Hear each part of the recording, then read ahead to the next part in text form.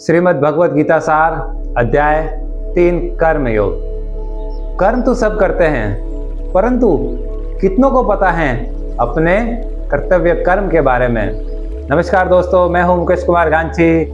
आज हम जानेंगे अध्याय 3 कर्म योग में अपने कर्तव्य कर्म के बारे में। पिछले वीडियो में हमने जाना था किस तरह भगवान अर्जुन को कर्म बंधन के बारे में समझाते हैं। इस वीडियो में जानेंगे अपने कर्तव्य कर्म के बारे में। हर एक मनुष्य का अपना कर्तव्य कर्म होता है, किस तरह हमें कर्म करने चाहिए। हमारे कर्म जन कल्याण और भगवान प्राप्ति के लिए होने चाहिए। तो चलो शुरू करते हैं भगवान का स्मरण करके। ओम गण गणपते नमः, ओम कृष्णाय नमः, ओम नमः शिवाय। अर्जुन भगवान श्री कृष्ण से सवाल करते हैं, यदि आपके अनुसार ज्ञान क्रम से श्रेष्ठ है तो फिर मुझे इस भयंकर युद्ध कर्म में क्यों लगा रहे हो। आपके मिले जुले वचनों से मेरी ये बुद्धि भ्रमित हो रही है। कृपया निश्चित रूप से मुझे एक मार्ग बताइए जिससे मेरा कल्याण हो। भगवान अर्जुन को जवाब देते हैं। भगवान बोले, हे निष्पाप अर्जुन, इस संसार में मैंने पहले भी 2 प्रकार की निष्ठाएं यानी विधि बताई है, ज्ञान योग और कर्म योग। केवल कर्म न करने से मनुष्य कर्म बंधन से मुक्त नहीं होता और केवल संन्यास लेने से सिद्धि प्राप्त नहीं होती है। कोई भी व्यक्ति एक क्षण भी बिना कर्म किए नहीं रह सकता। प्रकृति के गुण उसे कर्म करने के लिए विवश करते हैं।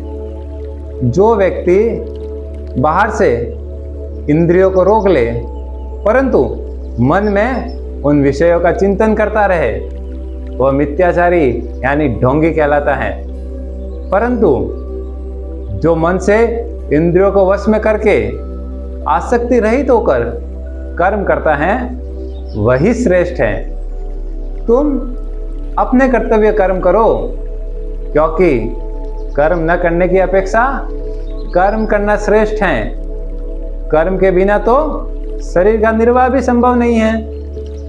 भगवान अर्जुन को कहते हैं, यज्ञ ईश्वर के लिए और लोक कल्याण के लिए किए गए कर्मों के अतिरिक्त अन्य कर्म मनुष्य को कर्म बंधन में बांधते हैं। इसलिए हे अर्जुन, आसक्ति को त्याग कर यज्ञ भाव से कर्म करो।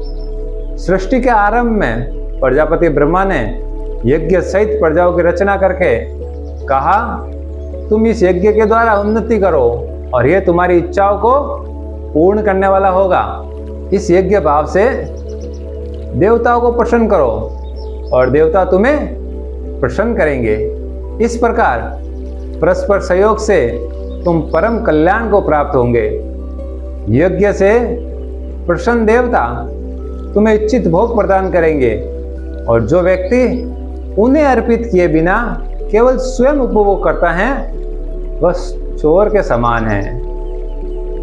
यज्ञ में अर्पित भोजन का सेवन करने वाले पापों से मुक्त होते हैं, जबकि केवल अपने लिए भोजन बनाने वाले पाप का ही तो भोग करते हैं। सभी प्राणी अन्न से उत्पन्न और जीवित रहते हैं। अन्न वर्षा से उत्पन्न होती है, वर्षा यज्ञ से और यज्ञ कर्म से उत्पन्न होता है। कर्म वेदों से उत्पन्न हुआ है और वेद परमात्मा से प्रकट हुए हैं। इसलिए परमात्मा सदा यज्ञ में प्रतिष्ठित यानी उपस्थित हैं। जो मनुष्य इस ईश्वर निमित्त यज्ञ चक्र का पालन नहीं करता और केवल इंद्रिय सुखों में लगा रहता है, उसका जीवन व्यर्थ है। जो मनुष्य आत्मा में ही आनंदित रहता है, तृप्त और संतुष्ट रहता है, उसके लिए कोई कर्तव्य शेष नहीं रहता। ऐसे आत्मज्ञानी व्यक्ति को कर्म करने या न करने से कोई लाभ हानि नहीं होती है और वह किसी पर निर्भर भी नहीं रहता है। इसलिए हे अर्जुन, आसक्ति रहित होकर अपना कर्तव्य कर्म करो। ऐसा करने वाला मनुष्य परम लक्ष्य को प्राप्त करता है। राजा जनक और आदि महापुरुषों ने कर्म करके ही सिद्धि प्राप्त की थी। इसलिए लोक कल्याण के लिए तुम्हें भी कर्म करना चाहिए। श्रेष्ठ व्यक्ति जैसा आचरण करता है, सामान्य लोग भी वैसा ही आचरण करते हैं। वह जो आदर्श स्थापित करता है, संसार उसका अनुसरण करता है। हे अर्जुन, तीनों लोकों में मेरे लिए कोई कर्तव्य शेष नहीं है, फिर भी मैं कर्म करता हूं। यदि मैं सावधानी पूर्वक कर्म न करूं, तो मनुष्य भी मेरे ही मार्ग का अनुसरण करते हुए कर्म करना छोड़ देंगे। और यदि मैं कर्म न करूं, तो ये लोक नष्ट हो जाएंगे और मैं प्रजाओं के विनाश का कारण बनूंगा। अज्ञानी लोग फल की आसक्ति से कर्म करते हैं, लेकिन ज्ञानी व्यक्ति लोक कल्याण के लिए बिना आसक्ति के कर्म करता है। ज्ञानी व्यक्ति को अज्ञानियों की बुद्धि में भ्रम उत्पन्न नहीं करना चाहिए, बल्कि स्वयं आदर्श कर्म करके उन्हें प्रेरित करना चाहिए।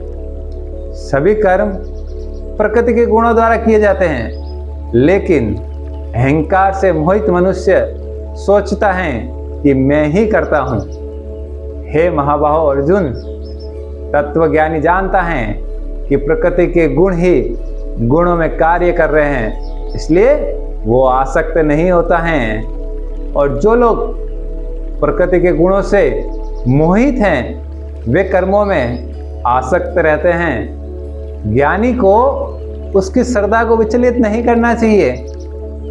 अपने सभी कर्म मुझे अर्पित करके आशा और ममता का त्याग कर मानसिक चिंता से मुक्त होकर अपना कर्तव्य कर्म करो।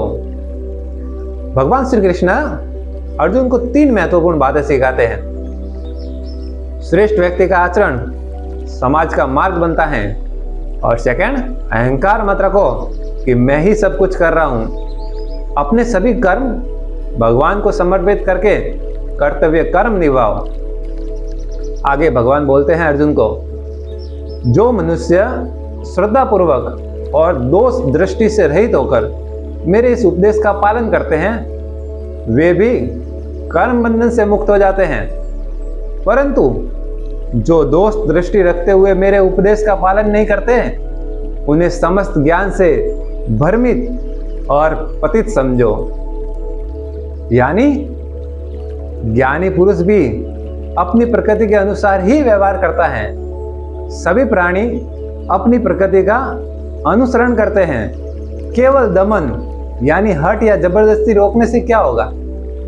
प्रत्येक इंद्रिय के विषय में राग और द्वेष स्थित रहते हैं। मनुष्य को चाहिए कि उनके वश में नहीं होना चाहिए, क्योंकि वे कल्याण के मार्ग में बाधक हैं। दूसरे के उत्तम धर्म से अपना दोष युक्त धर्म भी श्रेष्ठ है। अपने धर्म में मर जाना भी कल्याणकारी है, और दूसरे का धर्म भय उत्पन्न करने वाला होता है। अर्जुन फिर भगवान से सवाल करते हैं, हे कृष्णा, मनुष्य की इच्छा न होते हुए भी किससे प्रेरित होने से बलपूर्वक पाप करता है? भगवान फिर जवाब देते हैं अर्जुन को, ये काम यानी वासना और क्रोध है जो रजोगुण से उत्पन्न होते हैं, और ये सब कुछ भस्म कर देने वाला महान पापी हैं। इसे ही अपना शत्रु जानो। जैसे अग्नि धुएं से, दर्पण धूल से, गर्भ गर्भाशय से ढका रहता है, वैसे ही ज्ञान कामना से ढक जाता है। हे अर्जुन, ये कभी न तृप्त होने वाली अग्नि के समान कामना ज्ञान को ढक देती हैं, और ज्ञानी का भी शत्रु बन जाती हैं। इंद्रिया, मन और बुद्धि इसके निवास स्थान हैं। इसके माध्यम से ये कामना जीव के ज्ञान को ढककर उसे मोहित कर देती हैं। इसलिए हे अर्जुन, पहले इंद्रियों को वश में करके इस ज्ञान और विज्ञान का नाश करने वाले पाप रूप काम को नष्ट करो। शरीर में इंद्रियां श्रेष्ठ कही जाती हैं, और इंद्रियों से मन श्रेष्ठ है, और मन से बुद्धि श्रेष्ठ है, और बुद्धि से भी परे आत्मा श्रेष्ठ है। इस प्रकार बुद्धि से परे आत्मा को जानकर और मन को स्थिर करके हे महाभाव अर्जुन, इस दुर्जय काम रूपी शत्रु का नाश करो। ओम तत्सदिति श्रीमद्भगवद्गीतासूपनिषत्सु ब्रह्म विद्यायां योग शास्त्रे श्री कृष्णार्जुन संवादे कर्म योगो नाम तृतीयोऽध्यायः। तीसरे अध्याय का अंतिम सार, निष्काम भाव से अपना कर्तव्य कर्म करते हुए भगवान को समर्पित रहना ही कर्म योग है। आज के लिए बस इतना ही। आशा है कि श्रीमद् भगवद गीता का यह संदेश आपके जीवन में नई प्रेरणा और सही दिशा लेकर आएगा। यदि ये वीडियो आपको उपयोगी लगा हो तो इसे लाइक करें, शेयर करें और श्रीमद् भगवद गीता के संपूर्ण ज्ञान की इस यात्रा में हमारे साथ जुड़ने के लिए चैनल को सब्सक्राइब कर दे। फिर मिलेंगे अगले अध्याय 4 में। तब तक के लिए जय श्री कृष्णा, राधे राधे।